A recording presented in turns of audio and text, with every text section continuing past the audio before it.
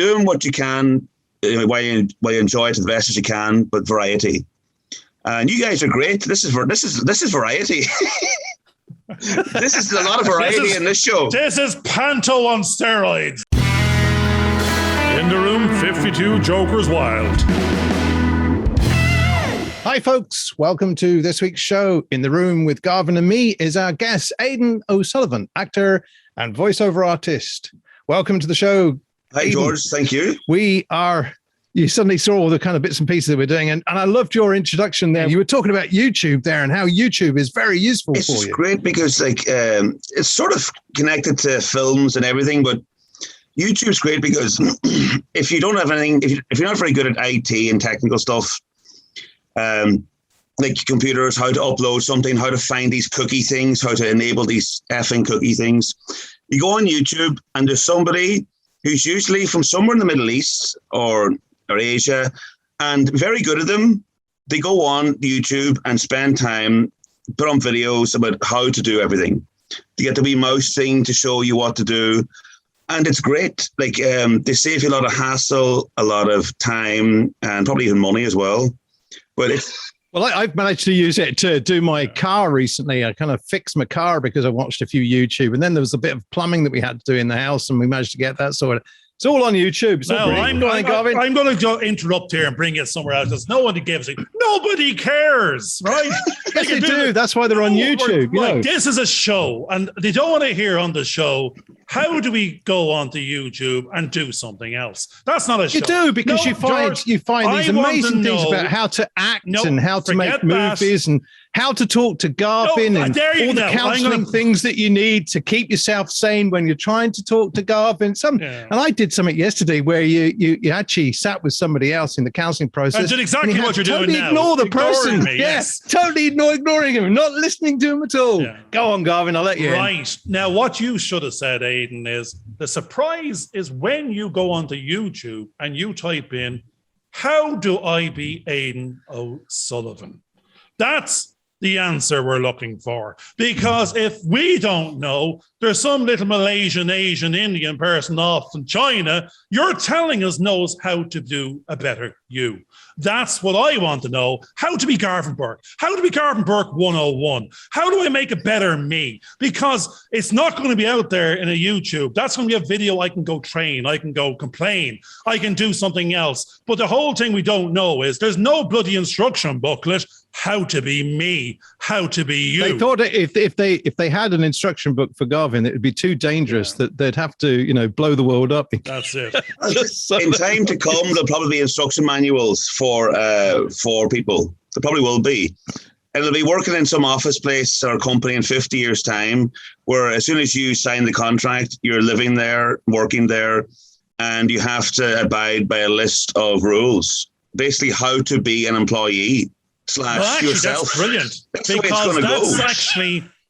Actually, the strange thing there with that one is that was how not to be me in all the jobs I've ever done before, because they're saying, leave you at the door, because if you want to be in here, you want to work, you got to now be what we want you to be. And here's a list of roles, tasks, responsibilities. And if you don't fit it and you don't get trained into it, then you're not the employee for us. Now, the area that we're all in usually says, we'll dip into that a little bit and go, I'll be an actor for the day. I'll play that role, but not for life. Actually, I'm going to go with that one for a second. If you got a job tomorrow, Aidan, and it was on EastEnders or Coronation Street, that you had to go off and actually effectively play someone else's life for the next 30 years, would you take it? 30 years? Oh... Well, most of those people on those roles are there, aren't they? They're there for life. It's a life sentence. When you think about it, to get a job like on EastEnders or Coronation Street would be great, but it's just like 30 years is a long, long time. Maybe you don't start off saying I'll work for 30 years here or be on the show for 30 years, but it ends up that way. And I don't know. I'm not knocking any show or but it would just be like getting a job in a company. Yeah. And I don't know. 30 years is a long time to live anywhere, to work anywhere, to be anywhere. I don't think. I'm not sure. Don't harp on about the 30. 5 years, 6 years. No growth. No growth in the character. Possibly. That they're having to be something similar all the way through. You're effectively going to be playing yourself in EastEnders or First City.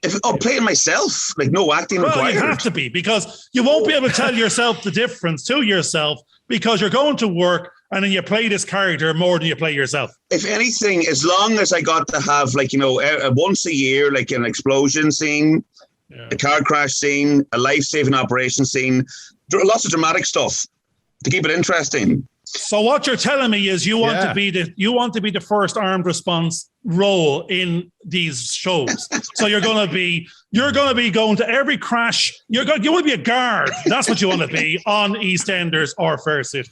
I want to be a.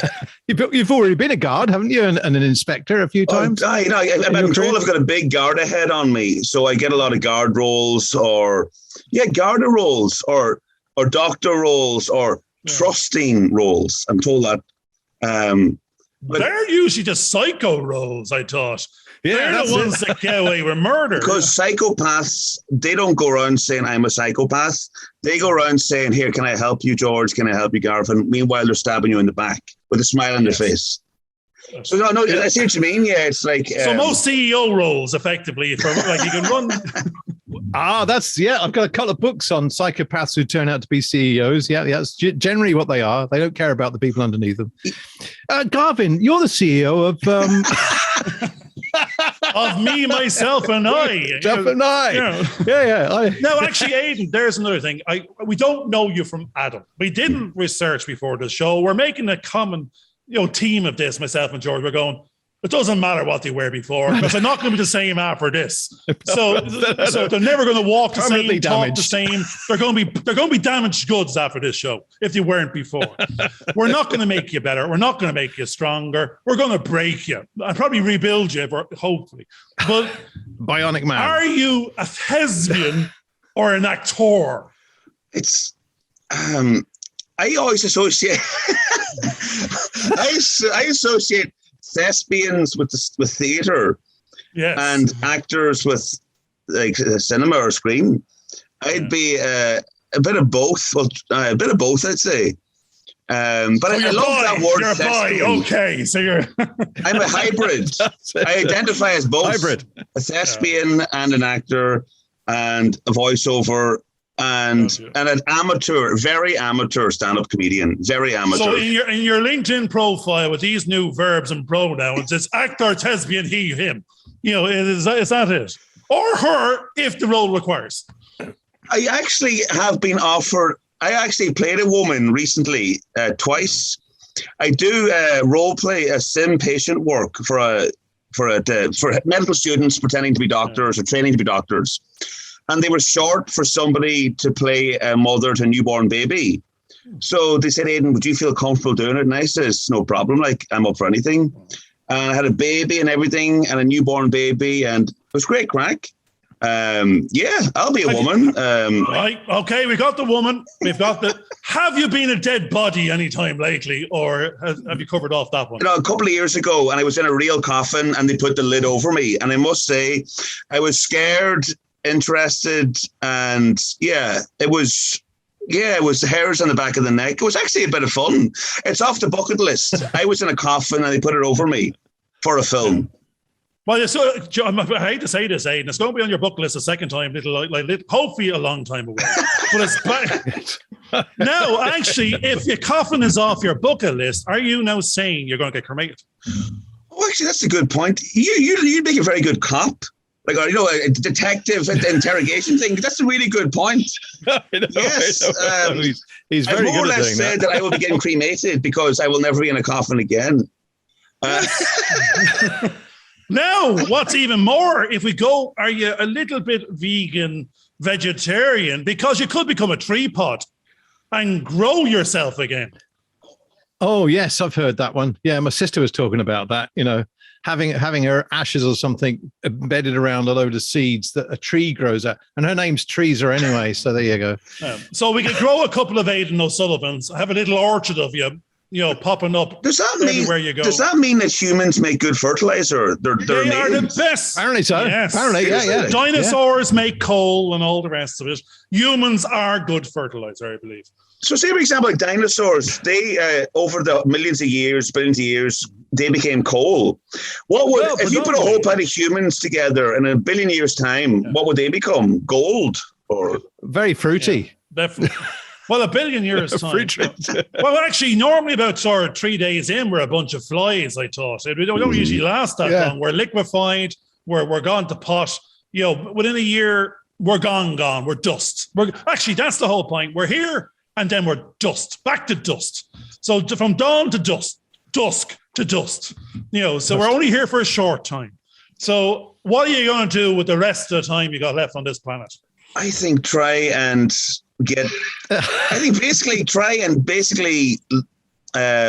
be someone else, by the sounds of it. I know. But the thing is, people have this idea about actors it's the whole thing about you're lying, you're trying to be somebody else. But then other acting schools say that an actor is somebody who they use themselves in roles. Yes. And you just put on an accent, or you do just things like that. So that, I don't know. It's like actors get a bad rap as being liars or. Well, I actually like the idea that actors are about. Yeah, I like the idea that actors are doers. They're trying to do something. There's a piece of action they have to accomplish, and they're being blocked by other people from achieving those goals through the scene. I kind of like that idea. I don't like it, George. Actors are trying to be anyone but themselves. Because if they're acting, it's not themselves. If you're playing the role of you, then that's a different game. And we're playing that role every day of the week. And we're not playing that one. I'm not playing me very, very well. I think someone else could probably do it better than me than I can. What happens if people who are watching you in a film or a play don't know you? So they don't know what playing you is. So as far as they're concerned, they're going, oh my God, he's great as a complete ball bag. Yeah. But no, but it's actually me being a ball bag. It's not many times I've been called a ball bag on national or podcast. No, I'm talking about everybody in general, including myself. Yeah. And that includes the ladies, it turns out. So to have most ladies have the husband's balls in the bag. Anyway, we were in a different show on that one. Actually, myself and George want them back. Because we're if at all possible. See, the term ball bag hasn't been used in a long time, and I think it's one of those words. It's been used 3 times in the last minute. Well, I'm completely lost to where we're going at this point. I tell you, no. I mean, I find it fascinating because as someone that's been a teacher, a lecturer, and I've taught, I'm getting into counselling at the moment, as in the counsellor. What I'm finding is everybody's telling their story and you're trying to get them to act out certain parts and put into action their words in some form. So I'm sort of start to take a different view of what actors are really all about. That it's not Garvin's view of the actor. It's basically there's a task that has to be achieved within a certain scene or within a whole story. And you're seeing how that person actually navigates the problems they're having to get to the end on a of the journey. Scene, to see if but also you want to empathize with them and not necessarily like them, but empathize with them, that kind of thing. But if you don't, then you're not going to care. Absolutely, which is why in some of the film script writing story ideas, there's that if the villain comes in and then goes and saves the cat, which is actually the story. People cheering the psycho killer who's killed a whole bunch of humans, but saved the cat. And then well done. The cat. Wait a second, he's killing that man. Oh, yeah. Yeah, it's a bit like John Wick, wasn't it? That was what set John Wick on John Wick is a good journey guy. No, Loki. The one you want to be doing here now is Loki not the bad guy, and now all of a sudden he has his own show, and he's actually my daughter loves Loki from day one. So it's the characterization. We touched on this, and I like Darth Vader. He was the bad guy. But then he turned out to be a good guy. So I don't know. I didn't know it about 9 episodes in. But the thing here is you played a role well. You looked well, played a role well. You liked the acting because you engaged with the fear or the emotion or whatever else. But it wasn't a dull, dud character, type of. Actually, I think a show that might be newly coming back, I don't know if it's a repeat, but Dexter revisited or revamped which is the mass murderer good guy. You know, it's this crossover of good and bad. Exactly. It's kind of like saying like bad people sometimes can do good things. Yes. And good people can sometimes do bad things. So it's kind of like, what? It's like there's like a grey area. Well, if you're an actor, which one were you? I like to think I do mostly good things. Well, it's the same as Hannibal Lecter, isn't it? You know, in the was it? I forget the film. Something of the Silence of the Lambs. He was a good painter. Silence of the Lamb. Yeah. And basically all the way through, he was a psychopath, but through the stories, he did actually help the main characters solve problems and started eating the bad ones. Right, George and Aidan, I was going, you touched on some nice little language there. You do good things, but good is not good enough. It needs to be great, because good, we're all just in the curve. That's the problem. We've all got jobs. We go to work. We get up a little bit further in the curve. We do well. We supervise some people. We're managed by others. We get given work. We're not turning it away. If we're great, we're turning it away. The mountain is coming to Muhammad. We touched on this before. So we're doing good things. We're surviving. We're thriving a little bit, but we're no Elon Musk. We're no great. We're no godlike. We're no omnipotent. Do you want to be great, or do you want to be good? But the thing is, like, I want to be. See, if you're Irish and you say I want to be great at something, automatically, who do you think you are? You think you're better than me. So to even say that is like, you know. But no, Aidan, I'm going to get you right there now. I want to be. You are an actor, and you've just been given the line. Who do you think you are? Anyone you want.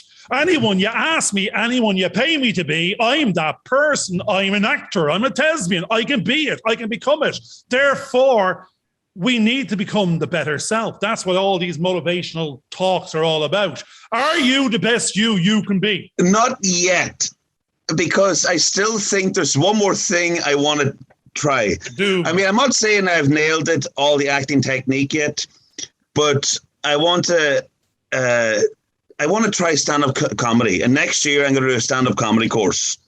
And hopefully that might make me get more work and all sorts of stuff. But I'm kind of, I want to do as much as I can. But right, I'm going to be terrible and go, committee next year is about 5 weeks away. So I let you off on that. Normally we're putting the future, everything is, we can't do our academy till we achieve this thing here. And that, we were putting a block, which immediately said, when I do that, then I can start. So we said, you just have to go out and start. You're already an actor. You're already a thespian. You're already a dead body. You're in a coffin, for God's sake. Now you're saying you have to be a stand-up comedian. It's something you can do. But you can do it. You can do it right now. Stand up and tell us a joke. You're a stand-up comedian. But see, I know what you mean. At the moment, I'm doing research. I'm going to stand-up gigs, and I'm not copying jokes. I'm just watching how it's going on.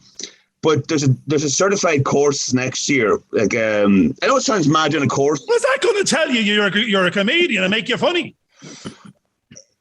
Well, actually, let's stop there a second too, because to be honest with you, yes, those are the things that helps people build their confidence, which is why people go on a course. I mean, he says, having got sort of hundreds of certificates on the wall of each, and I'm on another course, having just finished a course, and this one's on counseling, but it's giving you those practical skills, because we're having to do role play as the counselor or the client, and go through certain principles. And this is where you get a chance to build your confidence in that particular role. And all you're doing is you're researching that role of a comedian on stage, so you can actually play that character and build your confidence in that role. I will say one thing that's probably in the minds of lots of people. I always try and fight it, is the fear of failure. But you know what I mean? It's just that sickness that comes into people. Like, if I go on, you know what I mean? And it's like, what's the worst that can happen if I go on to like? You end up in a podcast with this pair. That's what's worse that can happen. Yeah, that's it. Yeah, You know what I mean? Like the fear of failure. It's, I don't know. Is it you're studying counselling? Is it like is it a disease? Is it anxiety? Is it something every single person has? Yeah, it literally is. Everybody has these issues that we call it imposter syndrome. We did a whole show on imposter syndrome. It's like an actor imposter. Yeah, imposter syndrome. Basically everybody kind of thinks that I've been given this role to play, and this is in real life. I've been given this role to play, and I don't feel that I'm competent to do this role. And you get into this kind of imposter syndrome that builds up all these fears that you can't do certain things. You feel you're cheating people, or like even if you're like, oh, hey, yeah, absolutely. Go on, say, but it's mad. But it's mad. It's like.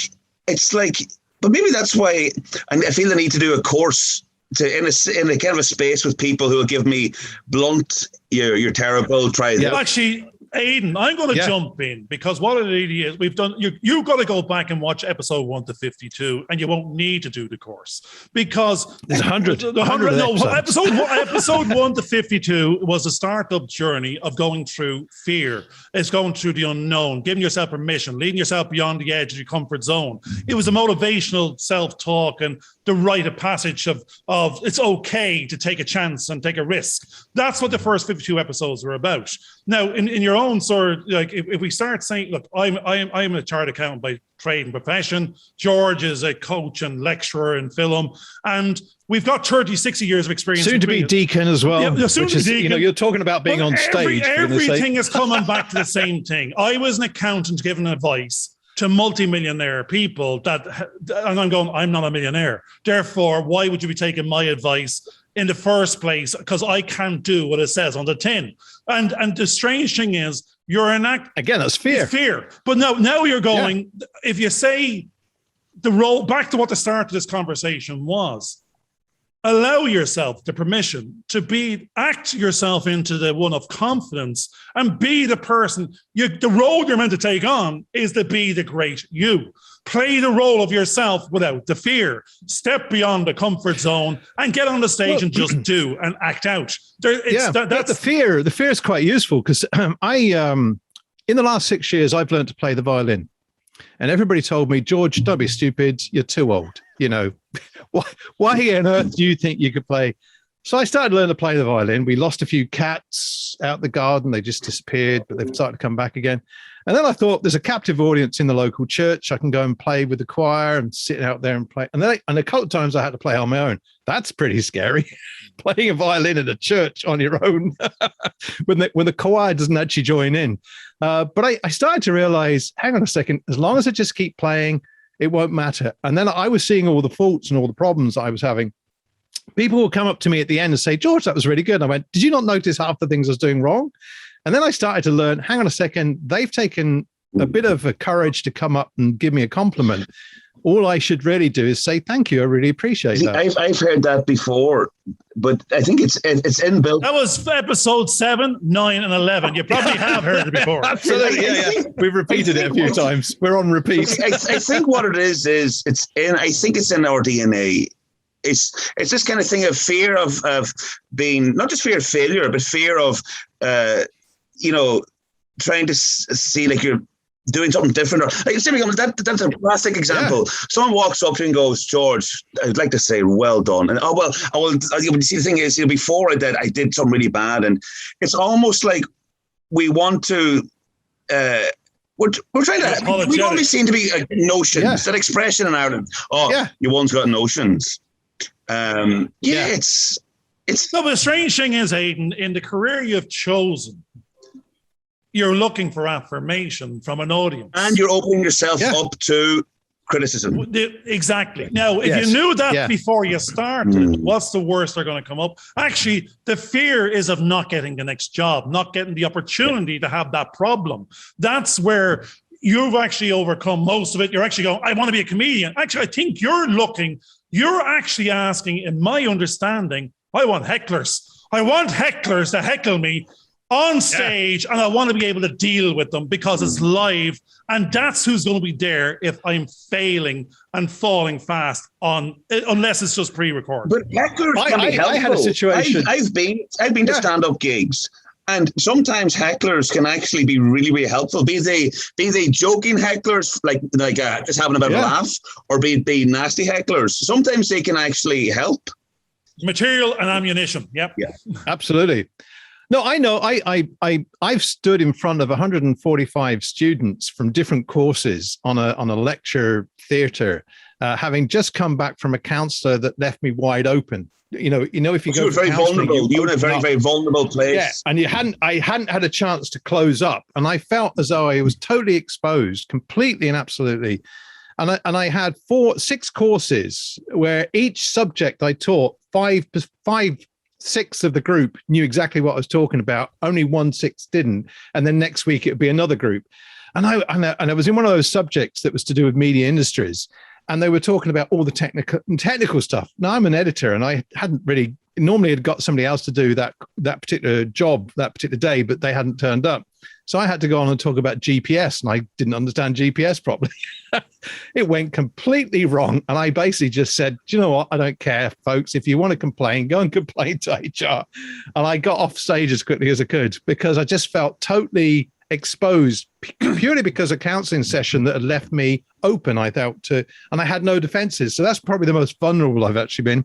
And since then, it's never happened again. Actually, I think fear, you touched on a few of the words earlier on, Aidan. You said stress and anxiety and fear. See, anxiety and stress, most of it's actually about a condition that hasn't happened yet. It's afraid of the future, what might go wrong. It hasn't happened. 9 times out of 10, the what if. Therefore, and it's usually, I haven't got on stage yet. If you're in the moment, it's whatever's going on is going on. You can't react. You're doing what you're doing. Yep. But you can worry about the future, and you can be depressed and stressed over the past and things you cannot change. There is only the now, and therefore we've got to keep on living in this moment, living the now, and do the do. Therefore, that's where you need to be. I agree with you completely. I've heard that so many times, and it's brilliant. The past, the future hasn't happened. All we have is now. And that's Terminator, Arnold Schwarzenegger. The future. Oh, here we go. Terminator. Brilliant. This is really good. The future's what we make. Last Friday, I had the opportunity to go and ride a Royal Enfield motorcycle and a Harley Davidson. And the thing was, I had no expectation of what was going to happen that day. I didn't even know I was going to get a chance to ride on a Harley Davidson. But my wife had said, you can't ride a bike because you'll influence our boys and they'll get killed. You can't ride a bike, you'll influence our boys and they'll get killed. That is a lot of pressure to do something. Right, that's a lot of pressure. Possibly in the future kill your family. Right. So what does my eldest son do, who's 32? He bought himself a motorbike. He learned how to ride it. He basically rebuilt it, and he's driving around Canada saying, Mum, I'm in Canada. You can't touch me. He's doing live video feeds on Instagram going, hi, Mom. Yeah, he's going to go, there you go, Mum. Yeah, that's it. And of course, now Dad's kind of going, do you know what? We're doing exactly what Garvin says. We need to lead our lives and live, actually enjoy the moment. No, we're back to, there was fear. It's back to Aidan. Aidan is here. He's not a thespian. He said he's an actor. He might be a hybrid, and he's got a speciality playing dead bodies, but and parts thereof, and he wants to be a comedian. So therefore, we're going. But I want to stay. I want to be an actor still. I want to do lots of stuff: actor, voiceover, and comedy. I don't know. I mean, okay, I will confess this. I have done something. I have done. He's in the confessional now. He's in the confessional. Yeah, I'm only a deacon, or to be shortly. I'm not a priest. We can't hear. I've done guerrilla stand-up comedy, and what that is this. I went to Dublin Zoo and threw some fucking sandwiches at the local gorilla. I tried to make gorillas laugh at the zoo. But no, what I've done is I've gone to open mic nights. And when you go to open mic nights, you put down juggling, a singer, a musician, a poem. Yeah. I put down spoken word. So up next, it's Aidan with spoken word. So I go up and I attempt a short stand-up routine. So if I get laughs, well, thank you very much. But if I don't get laughs, well, I'm not a comedian, a spoken word. So I've tested the water. I've kind of half jumped in, but yeah. Well, as you say, when you have 1 foot over a cliff's edge, there is no going back. You're going. You can't pull it back in. It's a weight. If you didn't put enough weight forward, you were never in. You were out. And I think there's a comedian out there. You're going out, or you're staying in. You have to decide which it is. And that's where we went out. 2 years ago. We're not going back in. Now, we don't know what's out there. We're out there now, it turns out. And and other people are out there. You're out there. That's how we came across you. But you're not, going back in is get a day job. Going back in is give up the dreams. Going back in is give up the aspirations. There's actually one more sentence before I go and let you talk. The words at the very beginning of one of our very, very first shows was, you gotta be the I am. The I am is, I am an actor, I am a comedian. It's not I'm going to be. You either are or you're not. I'll tell you, Garvin, you touch on something there. And this, for me, like, I've done all sorts of jobs. And at the moment, I didn't touch anything. We're 300 miles away. There's nowhere near you. Guard Aidan O'Sullivan. There'd be no touching anything. That's it. Yeah. Who's been in the coffin as well? Had to investigate his own death. But own up and continue. But the thing is, like, you touched on there about the day job. I do all sorts of stuff. Some acting jobs, some jobs not acting. But I like to try and do jobs that are as near to acting or performing as possible, that are technically a day job, but that is a fear of mine. And I'm not a snob. It's just I've been there, done that. And it's to go into a job or an existence where I'm switched off. Like for 2 years, I worked in a kitchen. And I'm not knocking the job. It's just that it became safe and comfortable. 2 years working in the kitchen in the one place. And yeah, I was in my mind, I was safe and I was okay and comfortable, but no, I wasn't. I was avoiding life. I'm going to say the opposite, Aidan. For 2 years, I don't want to go back to that. So basically, what I'm saying is, I don't want to go back to that. For 2 years, you did your best acting because it wasn't you. Yeah, I think what's also important here is that. Because that's great. That's a great sort of you've revealed to yourself the situation that you found yourself in, and Garvin has done exactly the same. He's had to go into jobs that he didn't want to do because that was the safe thing to do. Normal. And I was acting like I was normal, that everybody else is doing, and I can't. You can't do that. No. The problem is I'm not normal. You're acting normal. Now you want to be the normal actor. Actor. That's it. So that's back to the very start of the conversation. You don't want to act normal. If you want your normality to be you, the actor, then you need to act the best you can be. That makes sense. It's being truthful to yourself, isn't it? It's being your true self. That's what I think we're all being. Now, hold on a second, George. Then you're not acting. You're just being you. But I think that's where once you get into a role and you own that role, you own that character, and it becomes you, even if it's not a side of you that you're revealing, you own that character, and it becomes everything that you want to do, and you will drive and strive forward with what you're actually doing. Because you've just become yourself. You've just become the role of you. Can I just say something? I'm going to drop a name here, and I'm in no way saying that I'm at his level. So I'm going to preempt this. I'm in no way saying I'm at his level, but a certain actor called Marlon Brando has a quote, and he's got lots of quotes. But one of the stories or analogies, he says that everybody on Earth is an actor. And what he meant is they mightn't be in the films or a stage, but you could be going to a job where it's like you walk in the morning, how are you getting on? Oh, I'm great, thanks. You like working here, don't you? Oh, yeah, I love working here. How's the family? Great. How's life? Grand. Everything's really good. And you go through your job, your life, and you're all, hey, how's it going? Did you watch the game, having the crack? And then, but you're absolutely freaking miserable. You don't want to work there. You don't want to be in that relationship. You don't want to be at that house. You don't want to hang out with these relatives or people or friends of friends of friends, but you're expected to because it's normal. Right. Actually, Aidan, I'm going to stop you there sometimes. The weird thing there now is a bit of Seinfeld. It's the outside voice and the outside voice and the inside voice. So most people are doing the inside voice and they're saying the opposite on the outside. Yes, I'm doing this and I like that. I was the opposite. I didn't realize I had the reverse. And I was going in there and they were asking, how are you? And I give them They didn't want to hear it. I'm not happy. I don't like you. I think you're an arsehole. And I was meant to be filtering, but I wasn't. So now you've actually showed me what was going wrong this whole time. Why I wasn't promoted, because I was saying it as I saw it. I was given the truth, whether they wanted it or not. I couldn't act the part they required. So therefore, myself and George, we didn't fit in the box that was made for the role. So if you're trying to put yourself into this comfort zone role and you don't fit without a big mallet, then you're not going to be comfortable. That job isn't for you. Do not put yourself in there, because that will create the stress and anxiety and all the rest of it. I've learned that. That's what I'm saying. Like, I mean, I don't want to go back to that. To a certain life that other people do it, so you must do it, or everyone has done it for the last couple of hundred years.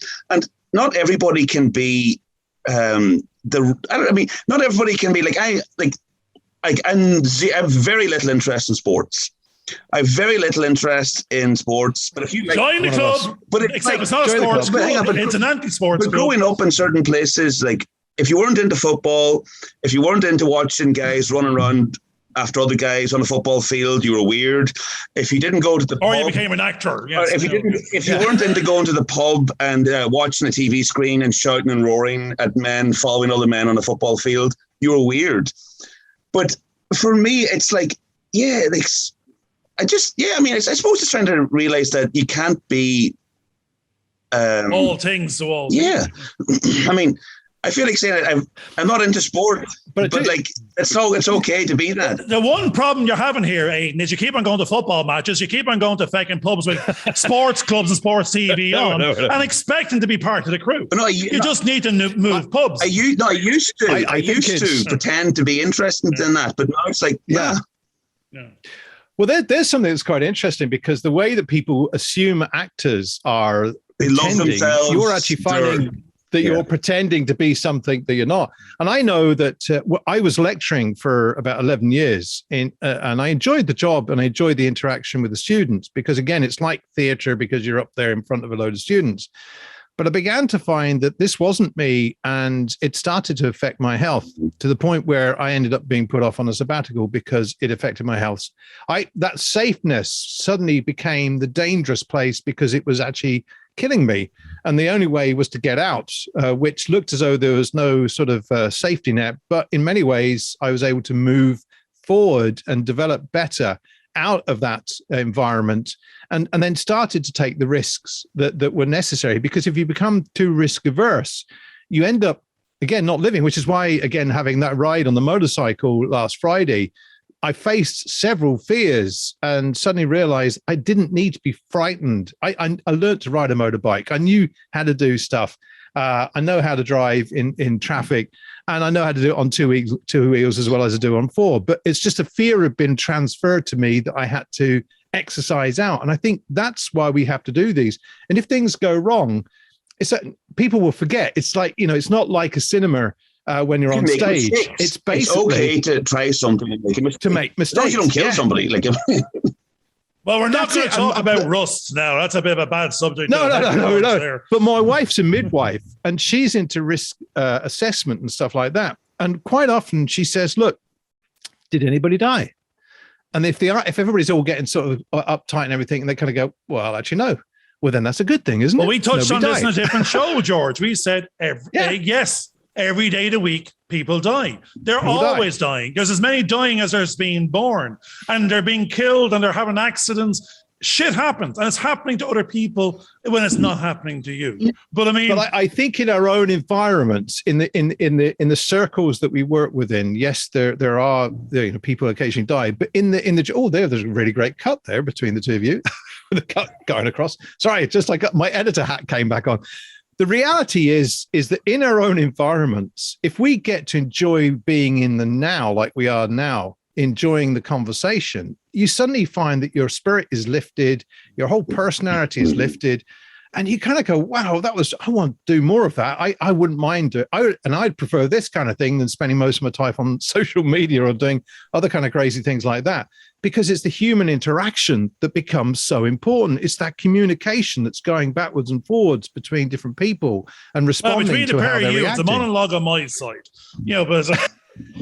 Yeah, he got the Shakespearean monologue to do. No, actually, but we didn't give that to Aidan. There's a strange thing. I'm going to swing it back around to the beginning of the conversation again, or earlier in the show. What, YouTube? Did anybody die? And if they didn't die, then you're seeing yourself as being a player that's going to spend more of your time playing someone else than yourself if you're this character in an episodical drama. So you nearly want them to die, and if you can actually keep on dying, it means you keep on working, and you keep on dying, and you keep on getting paid to die. So I think you want to be the expert body in the body rebirth. bag. That's it. The redemption. I'll only accept that role in that film or TV show if I die. And then so that means I can come back and be completely something different in the next show or something like that. Yeah. Be completely resurrected. No, you don't. You want to be a one-hit wonder in each of the episodical dramas. You do not want to be a mainstay character, because I don't think you want to be this, as you said, the singular role. You want to be the guy with the red shirt in Star Trek. I want to come back as a cameo. I want to be like a cameo actor who just appears in every single thing made. Yeah. As myself. I just pop in like with a cup of coffee or something out there and. No, this is the push against the shove. Like, I mean, when I was watching TV as a young kid, if you wanted to be an actor, you went and got a flat or apartment in Hollywood Drive or something. And became a waiter or a bartender. Yes, and you become an expert barista somewhere in Hollywood, and you keep on going to castings. What the hell are you doing in Harold's Cross? There's something drastically wrong here if you want to be an actor. I'll tell you one thing. See, the thing is... in Ireland, right? This is one thing I get a lot is, so what are you? I'm an actor. I haven't seen you on Fair City. I haven't heard you on the stage. So in other words, you think you're on the dole, you're hanging around. But then I try to explain to them that there's something called independent cinema film festivals. So you get in a short film or feature film that does well at a film festival, and then from that you get other acting parts, other things like that. But you'll never see it, that's what I say to them.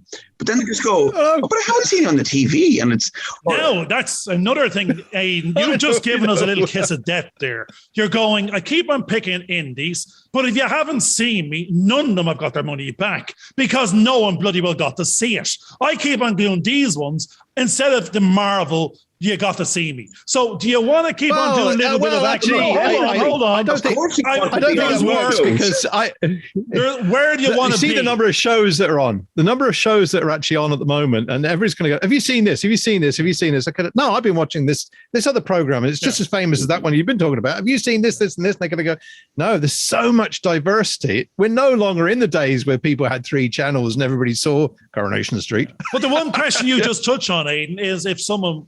cast anybody out there. If I said I was an actor, the first and only question is, have I seen you? Yeah. So have I seen you? But I don't think. But that doesn't mean. But the thing is, the way I look. How long are you doing this? I haven't seen you. But the way I look at it is, the people who hopefully see me are directors or producers, or people who can get me like the next job. No customers that want to see you again and pay to see you. Yeah, I just but one thing I've noticed is that there are a lot of people out there who are either training to be part-time, want to be training, are doing it in their free time. They want to be writers, actors, directors, work in film. They want to be painters. They want to be musicians. I'm going to stop you again and go. But Aidan, do they want to be successful actors, writers? Well, hang on a second, Garvin. Let's just stop you there, because your idea of success is, are they making lots of money? No, all right, that's the whole point. Other people's success is, are you?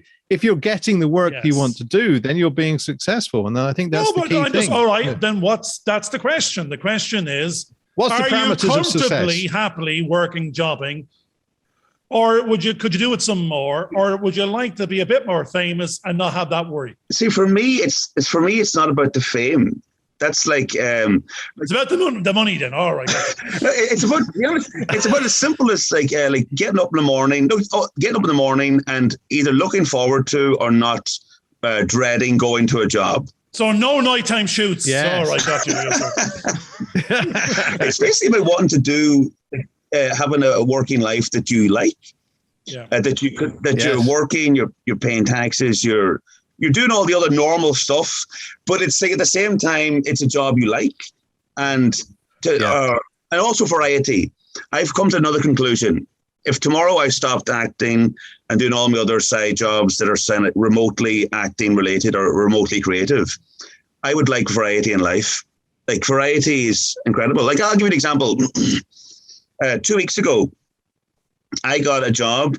It was €200 plus expenses to go up to Derry City with a group of other actors, and we got paid to do this. Okay, paid to do this. We're going to declare it, my tax return, all the rest. Got paid to go to a festival, a music festival called Loco Land Festival. It's not recorded. You'll never see it. But for me, it doesn't matter. I had a great time. 2.5 hours I got paid to be a protester with signs, the Father Ted signs, down with this sort of thing, careful now, megaphone, give an actor a megaphone. And they said you could say whatever you want to people as a protester. And I was protesting against the noise levels at music festivals, in a music festival. And it was so much fun. You basically got paid to act a fool. And people would come up to you going, I'd love it when people come up to me and say, why are you here? What are you doing this for? What's your problem? And I'd say, please sign my petition with the megaphone to reduce the noise levels at music festivals with a straight face. And now the weird thing is you're now on a police database for being a protester. And you won't get any work anymore. And here's something as well. And then I started to protest against what do we want? No protests outside music festivals. When do we want it? No. I was trying to say the most ridiculous things to people.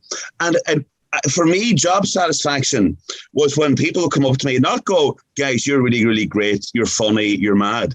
My job satisfaction, and when people would come up to me angrily and going, what are you doing here? You shouldn't be here. Inside, I was laughing. Right, hold on a second. In the one sentence you just said, I want to incite a riot. Right.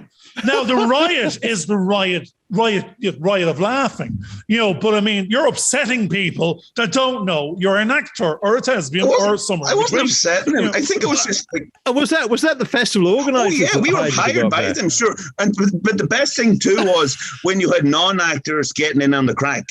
Like we were beside the entrance gates, so security for the festival. People would come up to them and go, why are those guys protesting about the noise level at the music festival? And people wearing costumes at the festival. I was protesting against people wearing costumes at Halloween time at music festivals as well. And some of the security guards got in on the crack. They would go with a straight face. Those guys, oh no, they're real. I don't know what their problem is. And knowing full well we were hired by the festival. It was great. But now what I'm confused about is now you have security guards wearing costumes. It's Halloween. No, but you have the security guards, maybe or may not be security guards. It's Halloween. There's costumes. There's uniforms. There's not much difference. There's a couple of blokes acting as security. But Garvin, this is where the lanyard. It's like usually if you wore a high-vis vest, everyone took you seriously. But now, if you have a lanyard, that's the new high-vis. Yeah. You have a lanyard. Oh, sorry. Go on ahead into the Prime Minister's office. You have a lanyard. Yes. Yeah. There's the Queen's entrance. Lanyards are like the new high vis. So, I mean, but I think basically what I'm trying to say is being an actor, doing jobs like that, even at the very minimum doing job. Oh, here we go. Showing off. Here we go.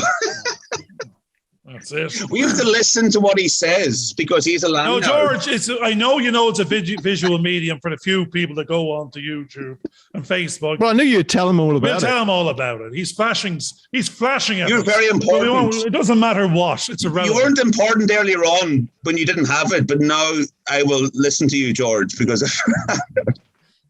No, but the great thing, Aidan, is it's... we're all acting a part. We all have a role of playing our own role in life. But the problem, not the problem or the opportunity. The weird thing is the problem and the opportunity for most of us is we don't know what our role in life is meant to be. We don't know what we're best at. We don't know the role. We touched on this in a couple of shows whereby I could be a natural downhill skier, but I've never worn skis. I've never gone to somewhere to snow. I don't know that was my role. But the role we take on is usually based on the medium around us. That I'd love to be an actor, but I've never acted. I've never tried. Find the right one. But there you go. So therefore, where are we in the wrong roles? But see, the thing is, Garvin, I think what it is I think what happens is, okay, I remember school, and in school, you're kind of conditioned. I remember being told at 18 before the leaving cert. Before the big final year exam, before you leave high school, secondary school, grammar school, whatever, you need to do your best leaving cert to get the best marks. Otherwise, your life won't be what it could have been.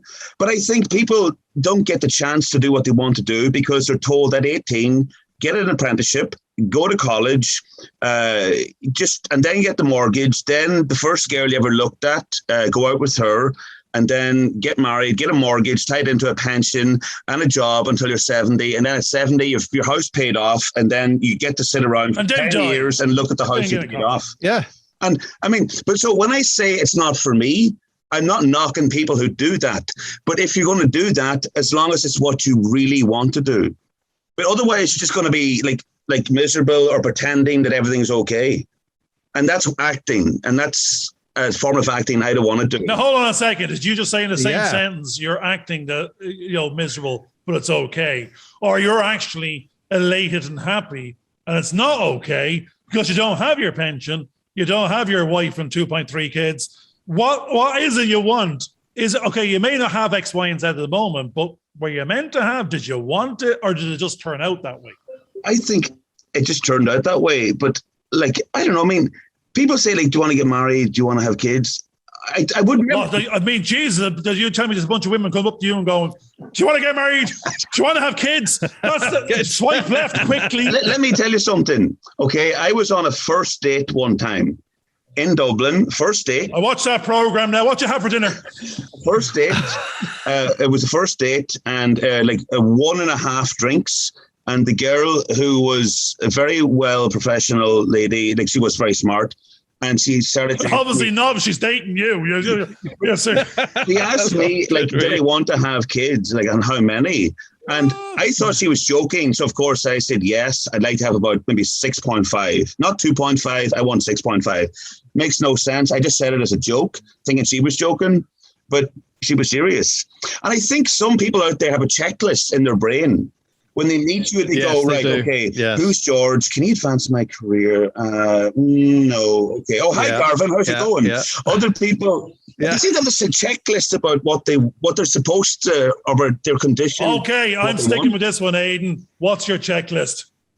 Oh, do you have one? Do you need one? I mean, being in the moment means that sometimes you don't need to. You're improving. You're on the fly. That's another show. Okay. Checklist. I want to be a working actor and working comedian, voiceover, healthy as much as I can, hopefully not be too boring to people, halfway interested to talk to, and stay out of jail, stay out of hospital, and pay my taxes. That's cutting down an awful lot of venues with a captured audience, So. And you've been an inspector, you've been in a coffin, and you've been a rioter and protest. It's my acting career is very, very limited. I've done lots of stuff different, I guess. Solicitor. No, the strange thing is, in the same sentence you said you want to be half boring. You want to, because if you don't want to be half boring, then you do want to be half boring because it's only half. So this is the thing. You're not going fully committed again. This is the thing. I want to be acceptable. I want to be acknowledged. Garvin. I don't want to insult. I don't want to. Garvin. But you do. Garvin. You said you want to get on stage and basically give the hecklers a bad time. Garvin, I have no doubt in my mind that you're a very, very good accountant. But I think you could also have a great career. That's where you miss it. I was a youth as a accountant. I think you could also have a great career as a barrister or the guy cross-examining the guy with the wig in the court, the barrister. Prosecutor. Transvestite in the corner, and that's what you're saying. Yeah. Prosecutor, a transvestite prosecutor in court. You'd be great at that, and but it's... He certainly does that. He does that all the time. He's always prosecuting everybody and put them on the spot.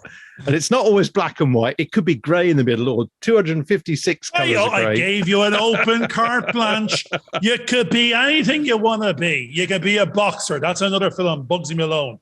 You go, what do you want to be? You can be anything. And you said you don't want to be half boring. And you don't want to be, you just want to get on with it.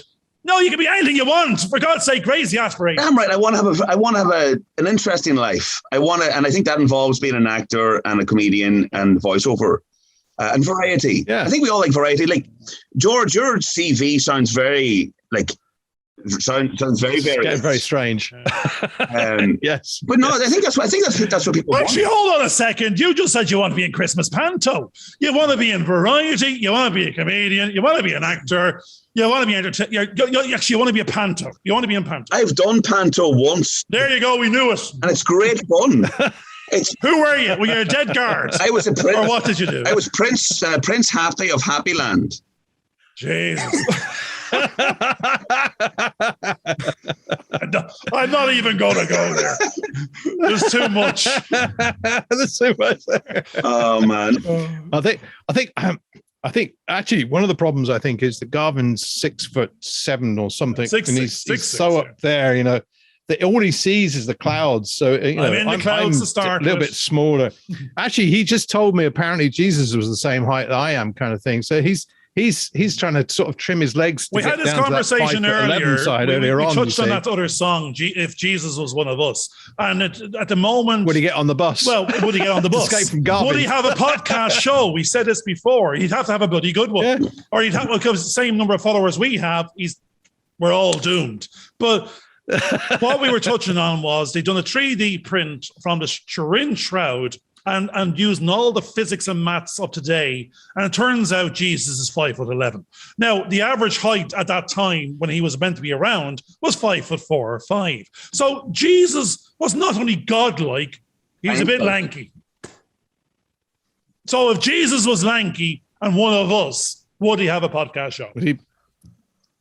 I swear to God, if he had a podcast show, it would be probably the most listened to. Even if you're an atheist, people would listen to it.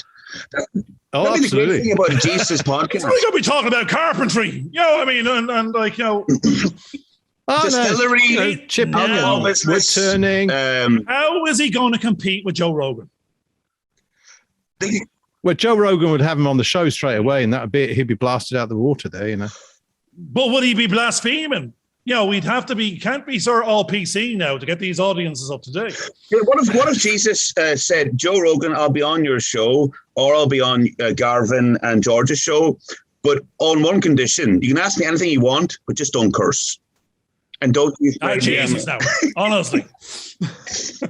That's why I edit these shows afterwards. I cut all the cursing out. Every time we say Jesus Christ, you think we're cursing. No, we're making a call out for the interview. Well, this is something as well I've noticed. People I know who are atheists and don't like churches and all the rest, still to this day, they'd still say if they're angry, "Oh, Jesus Christ." And it's almost like it's inbuilt into them. Even atheists, it's in the DNA. It's in the DNA. Even atheists say his name. Or they would say it in Jesus Christ. Like they're not even in badness. It's kind of like it's there.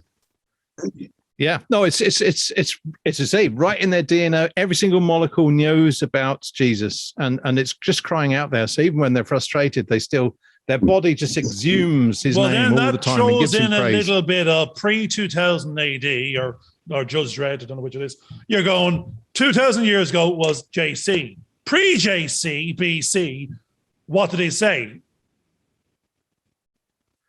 Well, actually, they said Yahweh, and then they got stoned. Well, they weren't going around going, Yahweh there now instead of Jesus Christ when they dropped their biscuit. It sounds like someone in Dublin would say Yahweh. It's on a Yahweh. Yahweh. It sounds like a real Dublin expression. In the middle of Israel. I can see that. We have to bring the tone back up a bit. So you're on a show, you know some people, you're getting work, you're doing voiceovers, you're going... Well, you don't know what you know. You want to be everyone else but yourself. That otherwise you're not getting paid. Jeepers! It's. I think I just want to be as content as I can doing my best. I think that's what it is. Have you done your best yet? No. Wow, actually, that's a very tricky question. How do you know that you've done your best until actually, if you do your best, have you pat yourself on the back a number of times? Because I think I have another at least 40 years ahead of me. So I think you can't rule out doing something better than you've ever done. But you have to. Are you planning on doing something better than you've done before? Therefore, you haven't done your best. Oh, yes. No, I mean, that's the hope. Yeah. Is that Bob hope or no hope? Personally, I think we're doing the best show that we've ever made right this moment, in the now, as we speak. This is the best possible show that we could ever do, possibly. I don't know. Episode 53 was quite good, George. So we'd have to go back. It's not as good as this one. Unfortunately, next week's show would be even much better. In the now, we're doing the best we can. And I think that's the thing. If you're enjoying what you're doing, and you're in the now, and that's the best you're doing right this moment. No, and you're that's getting the most great. I like satisfaction. that because the past is already gone. You can't undo it, and therefore it doesn't exist anymore. So, and the same with the future. It hasn't happened yet. So you're only ever doing your best, which is once you turn up, put your dancing shoes on. Do your best. This is almost like a podcast and a bit of therapy or life coaching. Oh, absolutely. That's what it's business coach. I'm the business coach. He's the life coach. Accounting here, business minded, therapy, life coach. Now, risk aversion. Before you came on the show, did you do some research? Oh no, did you watch a couple of episodes? I know a few people have been on the show. Mo O'Connell was on recently. Russian Carney, a few people I recognise. Are they still cursing about it? But one thing, I would see your posts come up now and then on all the Facebook channels, and it was always kind of like, I'm always curious as to go, what's that actually all about? Because the backgrounds, it's working. It definitely got my attention. We don't know. We can't help you there. The backgrounds between yourselves and cutting through back and forth, and I was thinking, what's going on here? You definitely got my attention. This sounds and looks kind of like interesting, wacky, off the wall. I don't know, but I want to know, kind of thing. Now, if we could just get another 6 million of you, we'd be laughing. That's it. So I mean, we're doing it. Actually, what we like and George likes is one step at a time, one customer at a time, just one conversion at a time. Make a friend and influence. Sorry, well, this is one thing I've noticed now. I do a variety of jobs. Like sometimes I work in the corporate world and things like that. I don't mind it because it's variety. You get to go into some place and then leave and come back and go forth. But have you been a barista? That's a tough job in Dublin city centre. Yeah. That you'd need to be on more than coffee to be able to be a barista. But the new buzzword now is it's not customer, it's client. And client used to be just for accountancy and that kind of thing. Now it's like you could be working in a care home for someone who's dying, but they're a client. And it seems very, very clinical. I'd rather just call them like a person. But client seems to be the new word. Client is like, it just sounds very... It's for life. It's not a... What's that thing? Is some ad? So we want repeat business. We want to. Oh, actually, no, I was going to say we want to own you, but I mean, it's the other way around. It's like it's back to Dale Carnegie and the Carnegies. Make friends, create relationships, influence people, and you want to win someone over because you don't want them on your bad side because that bad the testimonial goes further than a good one. So what we're trying to do very, very slowly is actually court the industry. So you're an actor. They were producers, directors, actors. The people that pop up, and these are all, what we're seeing is you're the ones that popped up in front of us. Yeah. And we're joining the dots because they are all connected. It's all, and we've talked about this language before and going, it's not, you're not going to be, as I said, Mel Gibson. No, you can become a Mel Gibson type. You're not Mel Gibson now. You're not at that stature. We're not at that stature.